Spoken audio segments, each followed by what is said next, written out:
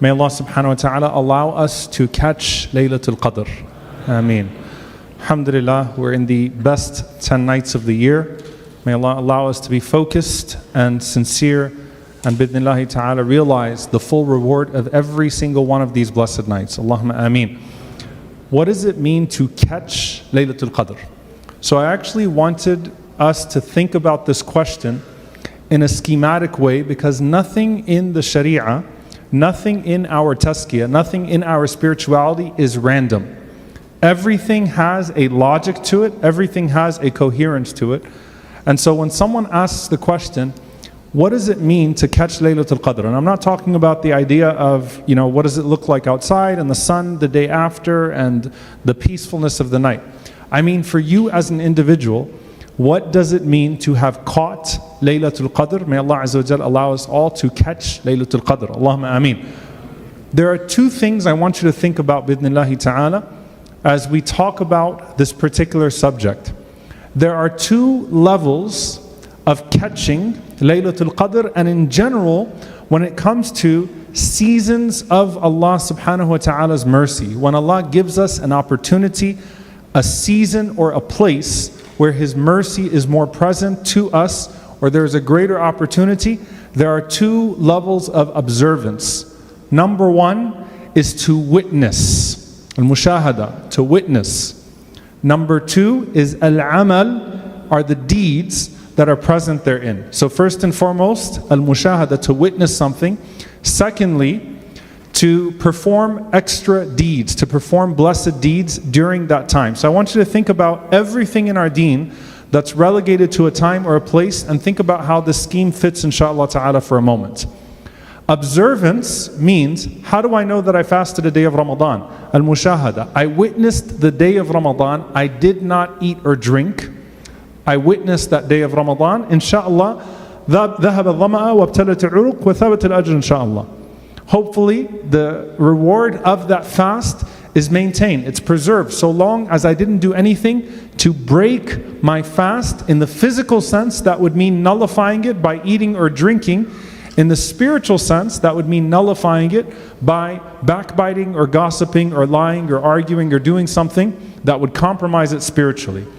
Otherwise, I caught that day of Ramadan, I fasted that day of Ramadan. When we talk about Hajj, when we talk about Umrah, when we talk about being present on the day of Arafah, فَلَا رَفَثَ وَلَا فُسُوقَ وَلَا جِدَالَ فِي الْحَجِّ. Allah defines Hajj and the acceptance of Hajj first and foremost by what? The lack of violating that Hajj.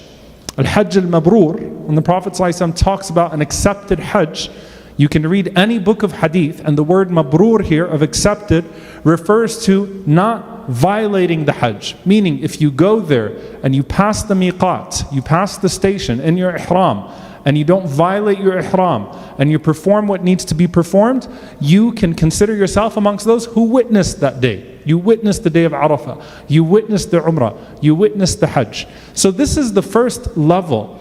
Ramadan is first and foremost defined by that, and the last 10 nights are first and foremost defined by that. In Salatul Isha, لا يصلاها إلا الأشقى. No one will reach hellfire except for the one who is deprived. Al-Ashqa. Al-Ashqa, the deprived one, is a person who, even if they are placed in the center of khair, in the center of goodness, they're immersed in it, they will still find a way to miss out on the mercy of Allah subhanahu wa ta'ala. Omar ibn Abdul Aziz rahimahullah said, لَقَدْ خَابَ وَخَسِرْ مَنْ خَرَجَ عَنْ رَحْمَةِ اللَّهِ الَّتِي وَسِعَتْ كُلَّ شَيْءٍ. Indeed, a person has lost and failed when they find themselves excluded from the mercy of Allah, though it encompasses all things. How could you miss out on the mercy of Allah subhanahu wa ta'ala? Al-Ashqa is the person who missed out despite the fact that they were right in the middle of it. They had the opportunity, but they were deprived of that good. And when the Prophet ﷺ talked about a gathering of goodness, he said, Humul qawm, they are a group of people, if someone is amongst them, La yashqa lahum jalis. A person who is sitting amongst them will not be deprived. I say this to first and foremost give you some hope, but at the same time give you a warning. That as Al-Hafidh ibn Rajab rahimahullah says, you want Laylatul Qadr to be accepted. What counts as catching Laylatul Qadr? As a believer, being awake at the time of Laylatul Qadr, not doing anything to violate it, even if you just prayed Salatul Isha and you prayed Salatul Fajr and you attended some halaqat and you made some dhikr, you didn't backbite, you didn't sin, you didn't insult anybody, you didn't disobey Allah subhanahu wa ta'ala, you are present on the night of Laylatul Qadr, alhamdulillah, that's observing Laylatul Qadr. Insha'Allah ta'ala, the reward of Laylatul Qadri khayrun min alfi shahr, that the night of Al-Qadr is better than 1,000 months, has been written for you. That is the mercy of Allah subhanahu wa ta'ala that you start with. That you know, first and foremost, be happy that you're here. Say alhamdulillah that you're here. You're in a masjid in the last 10 nights. This is where you need to be. You are doing mushahada, you're witnessing the salah, you're witnessing the prayer in jama'ah in the last 10 nights in a masjid. You're attending a halaqah in the last 10 nights of a masjid. That's exactly what it is. Observe it. Now, if Jibreel alayhi salam cursed the person who still manages to not be forgiven in Ramadan, where is that situated in? It's situated with sinfulness. A person who is disobedient to their parents, a person who does not send salawat on the Prophet sallallahu alaihi wasallam, at least the first time that they hear his name in a particular setting or gathering. It's sinfulness. Like, what is wrong with you? How do you still miss out on the mercy of Allah? If that's the case for the month of Ramadan, imagine a person who sins on Laylatul Qadr.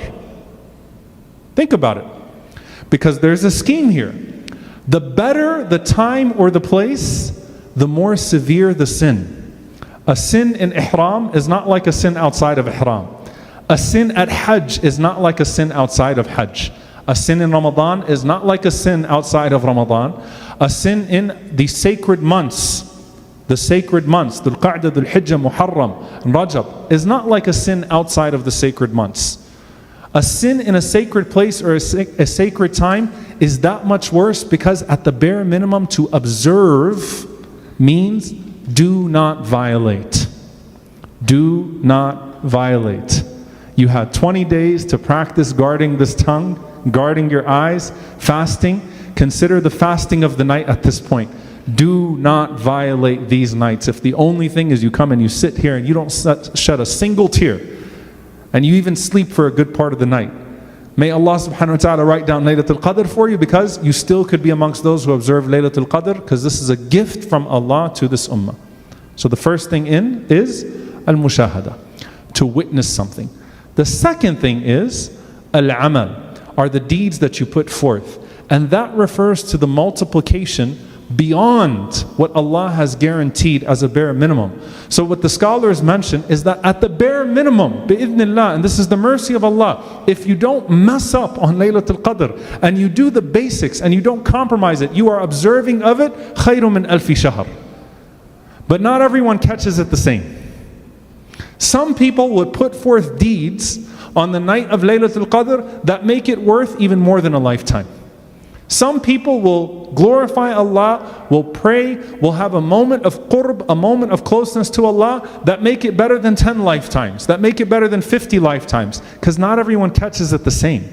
So you start with that first level of al-mushahada, then the second level is, what deeds am I doing in these last 10 nights? Can you imagine the Prophet ﷺ described as tying his waist belt in those last 10 nights? Take the Prophet ﷺ on an average night of qiyam. I can't imagine what his qiyam looked like in the last 10 nights. If he would cry until his place would be wet on a regular night, imagine the qiyam of the Prophet ﷺ in his tent in those last 10 nights. He gave life to the night, sallallahu alaihi wasallam. Some of the Sahaba, they came to the masjid, and it was like Eid for them in those last 10 nights. You know, subhanAllah, I was reading about Tamim ibn Aws ad-Dari, rahimahullah, radiyallahu ta'ala anhu, a companion. When he comes to the masjid in those last 10 nights, it's like Eid. He's wearing his best garment. He had a particular hulla, a particular garment that was reserved, a particular type of perfume for those last 10 nights, because it was special.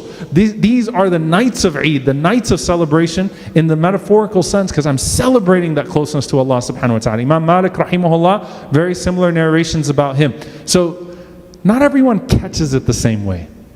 And that's where you want to build on observance and think about the deposits. How can I make this night even better than a lifetime? Because the potential is there. How can I do extra good deeds now? How can I do extra dhikr? How can I have a moment in my dua?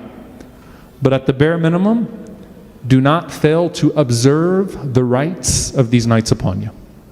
So there is al-mushahada, observance, and then there is al-amal biha, to do the deeds that are befitting of it, that honor the night. Observe the night and then honor the night the same way that you do with your fasting. And that's when the Prophet ﷺ says, "Man sama Ramadan imanan wa ihtisaban, ghufira lahu ma taqaddama min dhanbihi." Whoever fasts Ramadan with faith and accountability, Allah will give them the reward of being forgiven for all of their previous sins. Man qama Laylatul Qadr.